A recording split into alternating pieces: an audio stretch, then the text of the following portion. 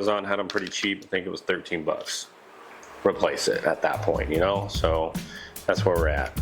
So let me figure out how to get this off without breaking it. We do not want to break this.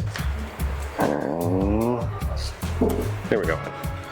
Came off okay. This thing's a little boogered up.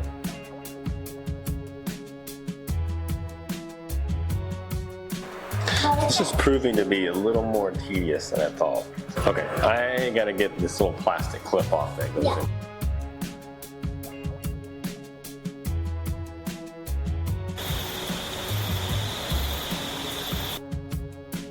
So now I should be able to just, like that. I'm gonna take this piece and all right, there we go.